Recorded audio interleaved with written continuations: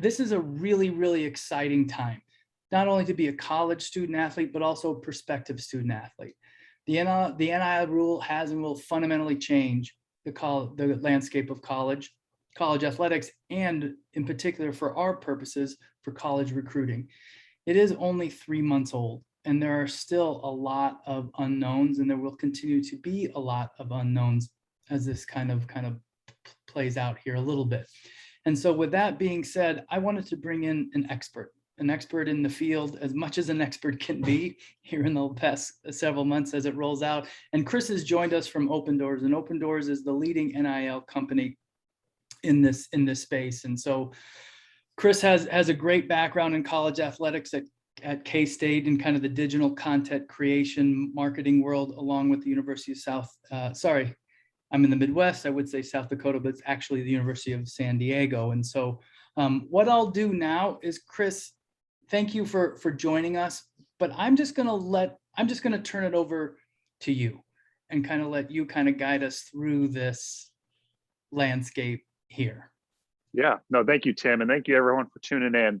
As we're seeing right here, the world of college athletics changed on July 1 officially when NCAA finally adopted its policy allowing student athletes to earn money around their name, image, and likeness. And so this was a conversation talked about in real terms for 2 years. And they took time to determine how they were going to attack this from a national level. It eventually landed on a different level. And so what we have seen with NIL so far, based on the NCAA's decision to take this idea of NIL and allowing college athletes to have this freedom they didn't have before, and said, you guys have basically two choices of attacking this. And so the NCAA policy, in its short form currently, it's an interim policy, says that a school cannot use NIL for pay for play, which means any sort of payment to an athlete that is tied to their athletic performance. It also cannot be for recruiting inducement. So if an athlete is being recruited by a certain school, it cannot be, hey, we will pay you NIL money, or we will facilitate money from a outside vendor or outside business and direct it towards you just to attend our university. So those are the two interim policies from the NCAA level. From there, the NCAA said, hey, college athletic departments, you have basically two choices. You follow your state law, or you create your own school by school policy. And why this matters to anyone watching this who may be a high school athlete or a family of a high school athlete is basically now you have to know each school will have a different policy. Now, there's plenty of similarities across all these different policies, but as you can see, some states have a state answer, right? Some states do not have the answer. Some states are in effect currently. Some states are not in effect quite yet. They have a 2023 or late 2021 start date. Really, what you should educate yourself on is what is the school's policy. As I shared, most of them are the same. There's some somewhat differences in terms of, can you use the school logo in an NIL activity? Can you mention the school in an NIL activity? You know, how much do you have to disclose an NIL activity to the school? That is some of the key differences. But really, when we look back on it, there are two things no school can do: pay for play and recruiting inducement. That is from the NCAA's interim policy until there's a federal answer, either from the federal government or the NCAA comes in with a different type policy. I will say, I think it's probably fair not to expect one of those to be soon. I think what we are seeing is the playing field that we will have, certainly for the 21-22 academic year. And I don't expect a lot of urgency prior to today's news from a federal answer by any means. So when you're looking at schools or looking where you to go and you say, hey, can I think about NIL when I get there? You got to read the school policy, and plenty of schools are making sure athletes are up to speed on that. So Tim, if you go to the next slide here, what I just described is the collegiate model, or the collegiate way of making money around NIL that is allowed. In high school, if you are playing high school sports at a high school, you are subject to more likely high school association bylaws and rules and policies. So currently, there are only 3 states where it's clear you can make money around NIL. There's another 4 where it's pretty much deducted that you can. So we're talking 7 out of the 50 states, high school athletes based on the high school association rules can make money around NIL while in high school. There are some that there are 11 currently debating the idea of it, right? And there are the rest who are prohibiting or expressly prohibiting the idea of making money around NIL. There are plenty of headlines out there where we think athletes are drawn to not be in high school athletics anymore. I think those are edge cases. I want to share that. I think hopefully athletes are certainly making money when the time is right. They are just playing high school sports. Something that Tim will discuss a little bit later, but idea of, do you play club sports, which is common in soccer, right? You're kind of subject to club rules. And so I guess there could be a path where if you don't choose to play at your high school and you play club, right, your eligibility in terms of the high school association may not be a cause for concern. That's just something you have to review. But you should all know, if you are a high school student athlete or high school athlete's family, you should know that there are rules by the state high school association that you have to worry about until you can make money around NIL. I do think we'll see lots of change in that space this academic year, just based on any sort of pressures coming from the top in terms of college athletics and what families or students want to be free to, or free to have freedom to.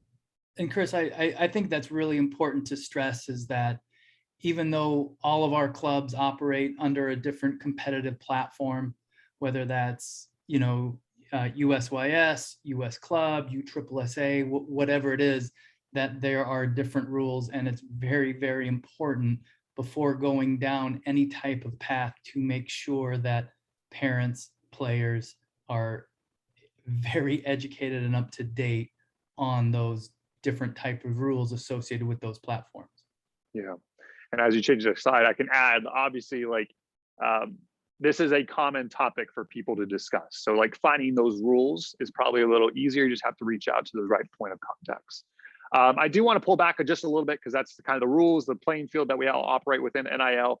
But I want to speak in terms of NIL and what that looks like. How can an athlete make money around their name, their image, their likeness?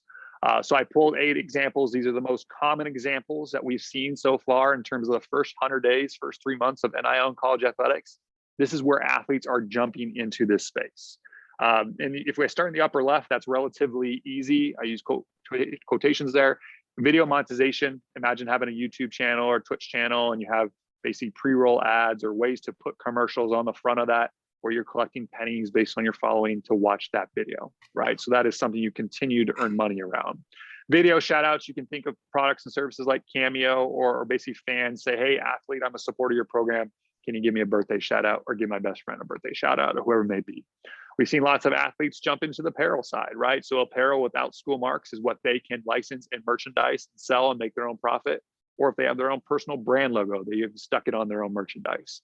You have seen lots of different examples of that, either kind of quickly made merchandise with a personal brand and some well thought out. Either way, the basic athletes are monetizing their brand that they have. You see at the bottom there, we have a little more physical stuff, such as appearances. This is common in college markets, where people pay an athlete to show up because, hey, this is a small college town. You're obviously a big part of the experience in the city. Why don't you come out and promote our product or business? Autograph sessions, social media ads. I have some data here I'll show you in just a moment. What we've seen in college athletics, most of it's on social media so far. That's probably going to hold true for a very long time. I'll dive into in just a moment. And one that's kind of exciting for any sort of college athletes is the personal sports camps. So the idea where they can host their own camps or clinics or provide lessons, basically monetizing their NIL using the expertise within their sport. So why provide these? Not to say like high school athlete, you can see where you can make money around that. That's where it's going. And so we'll continue to chip away at why you want to position yourself for those opportunities. At Opendorse, I didn't dive in too much about Opendorse, but I'll stop here as I share this data, why this matters from Opendorse. So Opendorse is a athlete marketing platform where basically for nearly a decade, professional athletes have used the platform, used the technology that Opendorse provides to make money around their name, image, likeness. That's the professional space. And so they are earning these endorsement opportunities. They are understanding where they want to make the money. They're building their social media following by using the tools of Opendorse. And then they go out there and protect it and monetize it. So we've known that as a company. We've been more or less an NIL company since 2012 because we've been working with pro athletes for nearly a decade. And when the rules shifted officially in 2021, but actually really in 2019 when the conversation started happening, we are the NIL company for any level of sport because we have insights and understanding of how this industry is going to work. And one way we've been able to share that so far when it comes to college athletics is the data I'm here showing you right now. So we can see where athletes are earning their money or where athletes are doing NIL activities. This first graph or chart that I'm showing you is the money earned by athletes who have partaked in NIL activities. The way we have this data is basically there's an online marketplace where athletes can have profiles, brands can find them, they do deals. Athletes also disclose to our platform. And so we see into those deals and are able to provide aggregate level data like this. And so the money received by those student athletes who have done NIL activities, nearly 50% has been posting content on social media. I said a little earlier, but this is not surprising. The way this works from an endorsement industry or an NIL industry standpoint is brands want to pay athletes to promote their products to their social media followers. It's more or less how it works. And so if an athlete has 1,000 followers and they get approached for an NIL activity, it's not to have that one person see it, it's for those 1,000 followers to see it. It's just a natural way of marketing a product to a group of very engaged people. And so that is why when we talk about the money earned by student athletes in the first 2 months of NIL, it is 50% of it has been on social media. You'll see the next one is licensing rights, 20% of the money. That is licensing the rights. So an athlete gives permission to a brand to, hey, you can use my photo, my name, my image or likeness or whatever it may be on your product or advertisement. So I'm licensing my rights. Hopefully athletes are doing that, not in perpetuity, but obviously for a select term, so they maintain ownership of the NIL moving forward. There's lots of other ones on there on the compensation. Tim, if you switch over to activities, I'll break it down here as well. This is total activities. So I'm talking if there were, this is not the number, but if there were 1,000 activities in the first month of NIL, 85%, 850 of those were just posting content on social media. Again, those are just easy, simple numbers. They're much higher than that. Athletes are doing more or less what's easy for them, and that is, relatively speaking, posting content on social media. That is in terms of doing the activity. It takes time to build your brand, and that's why we're talking to you now in terms of high school and where you can kind of take steps towards it in the future. But this chart here shows you basically the top is the easiest. That's where the highest volume of activities has taken place. And if I slide down, that makes it a little more challenging, right? Live streaming, providing instruction, that's camps and clinics, doing interviews, selling products, appearing somewhere. All these different things take time. But what doesn't take time when they actually do it is actually building their brand beforehand. You have to position for that when it comes forward. Tim, you want to go to the next one real fast here? So this is also helpful to see kind of where all the sports have fallen so far when it comes to NIL. I can't stress enough, this is just the first 2 months of data, but this is really helpful, kind of get a snapshot of where it's landed so far.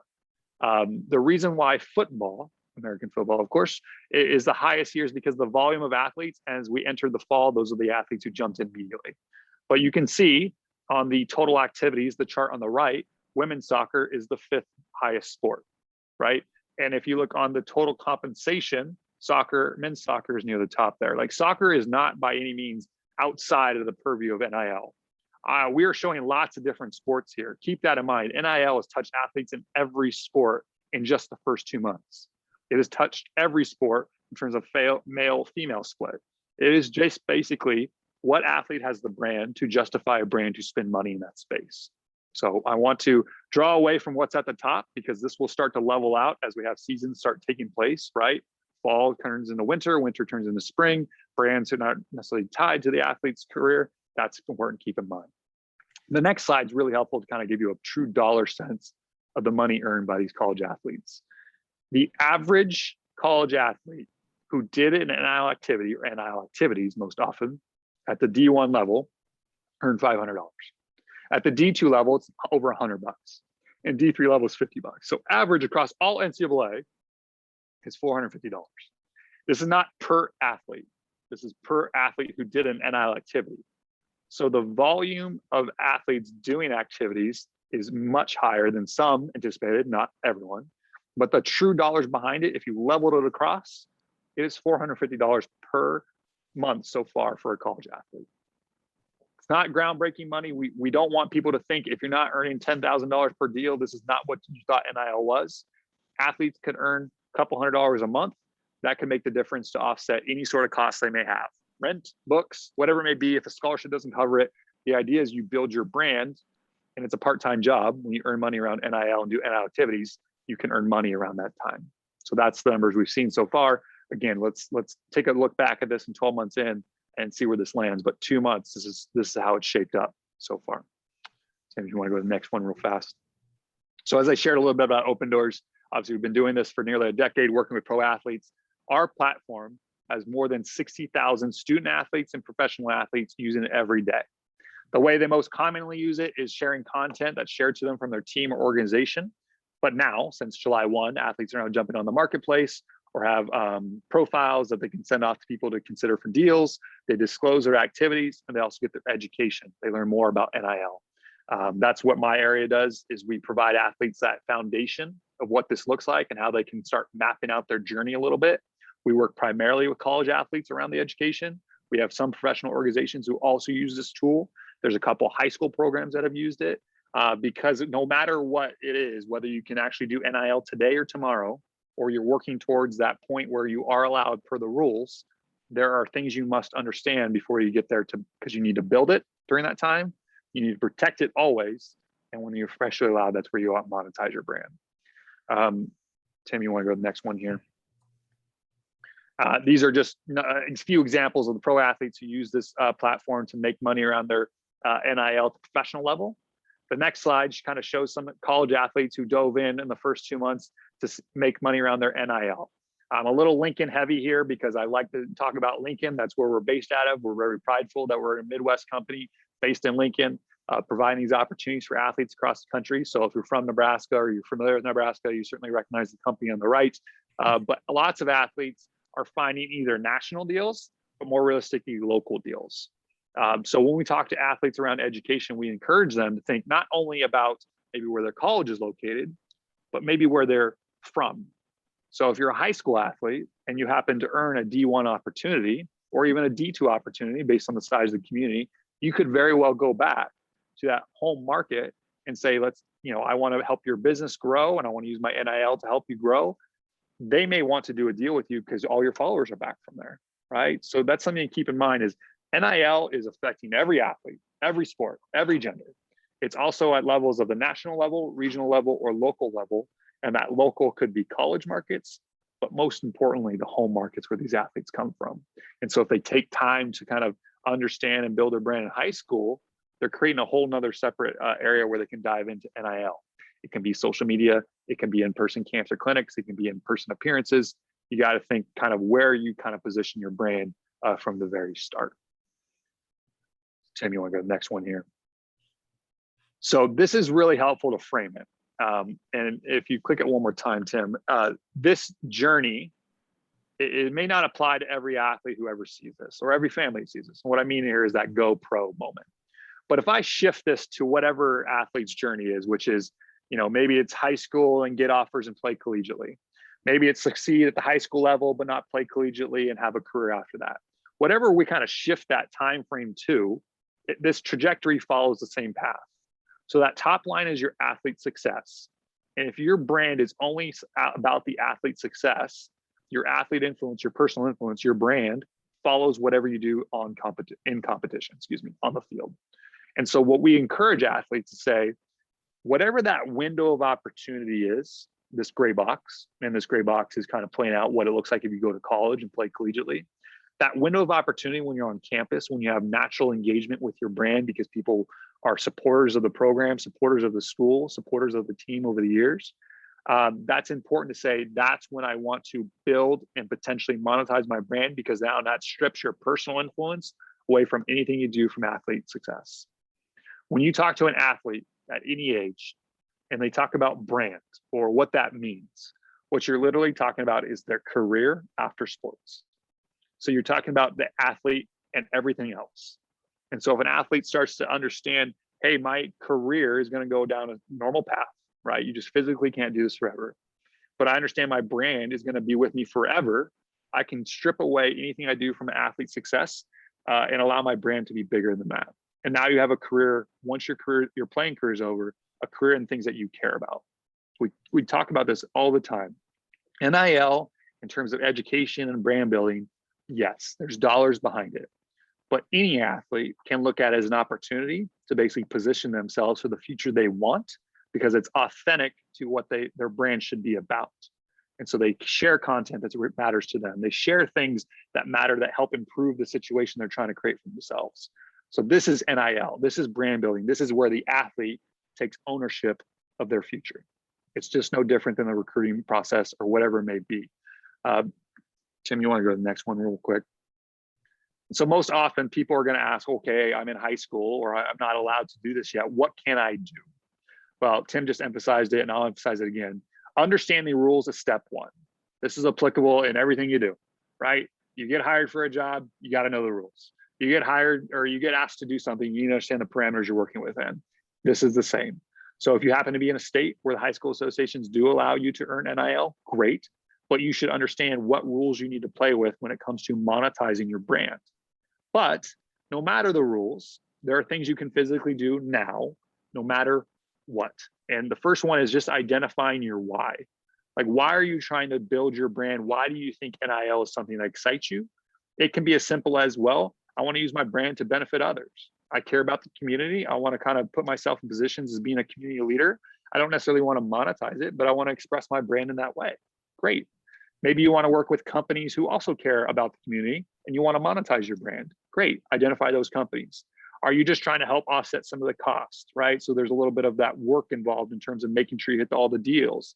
So if you got to pay rent, pay for books, pay for some extra food, whatever it may be, and this is the way you want to do it, this is that part-time job you select, that is your why. And so if you understand your goals and your purpose, that's the second step in terms of once you understand the rules, why am I doing this at all? The next step is going out there and implementing that strategy. And that strategy is very simple. You create that end goal, what you're trying to reach. Ideally, it's well beyond the college space, right? What job are you working towards? And then you identify kind of the tactics or the objectives you need to meet along the way, and then the tactics of how to reach it.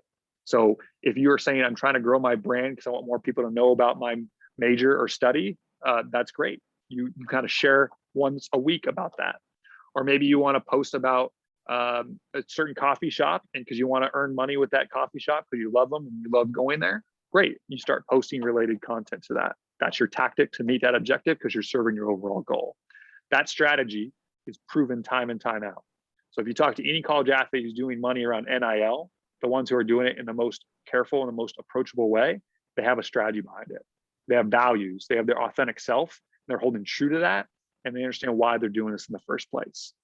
And the last thing you can do while in high school is simply relying on people around you.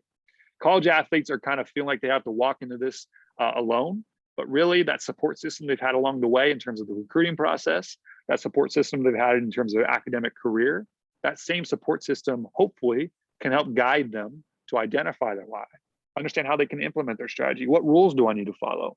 And if you have understanding like, hey, this isn't just about you, your brand is bigger than that, right? Your career is going to impact many people, athletic career, professional career, outside of sport. And so if you rely on the people around you to help kind of frame this, you'll be in best positions of success. It is challenging, and I can't stress it enough. College athletes are learning NIL is a job. And so high school athletes should know if it's going to be a job, I should be very, intentional with what I'm doing. When I share on social media, because that's the tool I want to use to build my brand. What am I sharing? Is that what I want to represent myself? That is important to keep in mind. Most athletes, most young athletes do not want to think about social media that way. But if your why is to make money around your brand, right? Dive into NIL when you can, and when the rules allow, whether it's in terms of high school association or college level, then you can start using it as a tool. If you don't want to use social media, that's just as great, right? You allow people, you either network with people, may have those direct conversations, you're sharing about what you care about. And then that's where they kind of pull you in, say, hey, you have a great story. Can you come do an appearance? Hey, you should really teach about your sport. You seem really knowledgeable of how to coach. That's an opportunity around outside of social media. It doesn't have to occur on social media. I shared the examples earlier. Not everything is there, despite where maybe the most of the market's going. There are other ways to make money around your brand off of social media if that's not something you so choose to do. So that is where you kind of have that support system to help guide you. It can be one person, it can be a handful of people, but hopefully people you trust because they know your authentic self and know the values you want to hold. And that's where your brand comes in. So that's important to understand while in high school. Tim, you want to jump in here? Yeah, no, I was just gonna ask you, in preparation for this call, you made a great comment that NIL is a choice, that college student athletes do not have to do NIL. But at the same, on that same coin, would you say it's still just as important to prepare for NIL going into college, even though you may not choose to do it? Absolutely. I think that's a great point, Tim, and thanks for bringing that up. You should at least be knowledgeable of what that could be. I think we've all sort of made decisions when we're 16 or 17 that sounded great at the time. And then when you're 19, 20, 25, 30, 40, whatever it may be, you kind of wish you did it differently. So it's no different than that, right? You should maybe think, what can I position myself for? And if I want to, when that time allows, I jump in. If I don't, you carry on. But I appreciate you saying, like, this is not something forced upon you. And I always loosened up, right? It's just an opportunity that wasn't there. It's also a responsibility that hasn't been there. And so you shouldn't feel pressured by any means to do it because you see headlines around it. But the brand building experience is what matters to your life in your professional career, right? It matters to a job one day. And so when you think about brand building, not NIL, but brand building, now you're saying, I want to do this when I'm no longer an athlete. That's where you start chipping away and sharing what you care about, sharing that content on social media or sharing that content in conversations, and let people know this is what I'm about. I want to be about this when I'm no longer a soccer player. I want to be about this when I'm no longer an athlete. That is your brand. That is your future. This is very much, and this isn't my quote. This is a Jeremy Darlow quote. If you haven't read Jeremy Darlow's books, I highly encourage it. Athletes are brands too. Brands win championships. His quote is, when we talk about brand building, it's about the 40 years, not the 4. Everything you're doing now is more or less setting things in motion that will matter in the future. So why not take control of that? Why not anticipate some of that occurring one day? If I'm listening, and I always do listen, you're also kind of lending that beginning to build your brand in high school is obviously very similar to recruiting a recruiting profile, but it's also a life skill, is essentially what you're peeling away. That yes, money is great, that hey, it's great to think about retiring when we're 22 after we graduate, but it's really, that's the smallest percentage. You're talking about something else. Exactly. And so I'm going to turn it over to you because I'm at my own personal time, but you just nailed it. No, I'm going to share like the idea of recruiting profile being the same. When we talk about brand building, this is going to transition to you, Tim. Okay. When we talk about brand building, it is literally you're recruiting those opportunities. So if you're a recruit out there, or a family of a recruit, you put game tape out there, right? Use services such as Trace to help you get your brand or your recruit profile out there. Well, when we talk about brand building, you are putting game tape out there. That is your content. So keep that in mind. And then Tim, I'm gonna let you take it away as I make my way out of here. But I really appreciate you having me today. Right, I really Chris, appreciate sharing the story of Opendorse and how this all matters to every athlete. Great. Thank you again, Chris. Thanks. See you, Tim. See you, everyone. See you. Yeah, no, that was great. We've got a couple of the things to kind of go through. My mind is going through a whole bunch of different things, Charles. So we'll kind of you and I will kind of manage our way through this. But to Chris's point, the beginning or the creation of a player's initial brand is almost step by step in the building of a recruiting profile. And with that being said, it's not just capturing players' best moments. It's not just being able to use Trace ID from our Trace platform, but it's a little bit more than that. Maybe it's posting great moments of your team that aren't including you. Maybe it's posting and sharing moments of your teammates and giving them a shout out.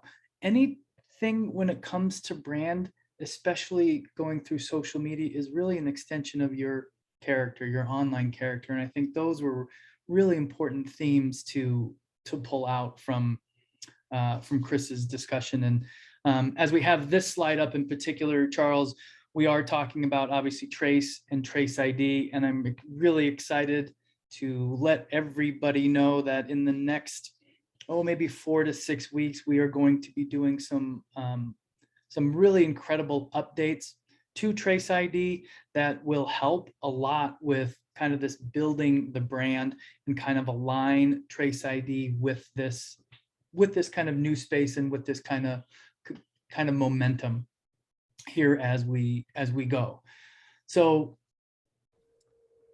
I thought what kind of what we've learned from the past 100 days and talking with Chris is that these are probably the most important things to start doing, from even from an identification, from a recruiting identification to a building the brand, is the more that you post, the more engagement and the more followers. And it sounds really simple, but it really holds true. And this is especially on the coaching side of things. When we are posting and we are engaging college coaches, they're beginning to see us for a lot more than just maybe a 5-minute window on a live game. So the more you post, the more engagement, the more followers, the more opportunities, not just for NIL, but for college soccer opportunities, which will then open, obviously, some more NIL activity. The one thing I wanted to bring up, and I kind of want to wrap up here as I kind of scroll through this now, is I want to reiterate those 3 things that Chris had said. It's really important from an eligibility standpoint, not from a college eligibility standpoint, but from a high school and club eligibility, that you understand your specific state's high school NIL rules. They are ever changing, but please make sure that you know what the soccer state associations, USYS, and what those rules can be. And it just changes. So make sure before you start to do anything is to really know what you're getting yourself into, so you don't jeopardize either your high school eligibility or even club eligibility. As that simple formula says, engage, post, share. Get your name out there on the field through obviously trace moments, and then off the field. And then prepare obviously for your recruiting as we normally do. So with that being said, Charles, were there any other questions to anything in the live chat that I can do? I know it'd be great to have Chris here. He was the expert. Anything else pop up? A final question for you would be, can you talk a little bit about why, NIL rules are related to college recruiting? You see it from the college recruiting standpoint all the time, how social media can get you noticed by recruiters. Like, what are some of the things that you've seen, and what are some of the trends? As in, are more people posting on social media? Are more recruiters using that as a tool to find players? Yeah, so the link between brand building and recruiting is pretty simple. And this is something that COVID has really accelerated in a way, the post-COVID world, is that prior to COVID, college soccer coaches in particular, okay, and keep in mind that college soccer recruiting always is about 5 to 10 years behind basketball and football recruiting for a whole bunch of reasons, resources, money, a whole bunch of things. But what COVID did to college soccer coaches is they had to become extremely social media savvy. Prior to COVID, coaches were using social media for 2 really elementary purposes. The first was purely marketing. They would post videos of locker room celebrations, getting new gear, team meals, fun stuff. And then the other way they were using it is they were using as a way to eliminate a prospective recruit, that they would find those particular prospective student athletes on social media and see what their online persona was like. And then if it didn't align with their program's core values, they just wouldn't recruit them. Well, now fast forward through COVID.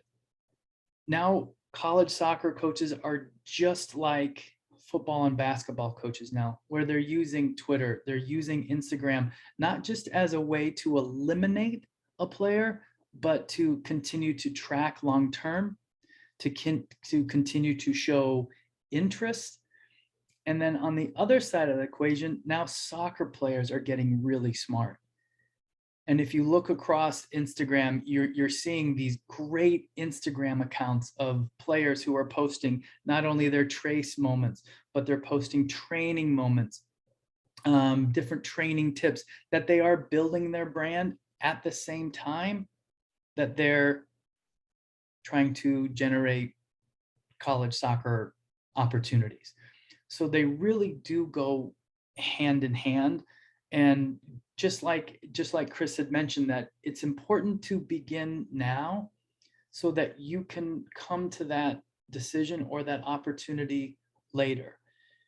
And in our previous discussions with Chris, the one thing, it's really hard that once you get to a school to start obviously deciding, hey, right now I just want to build my brand.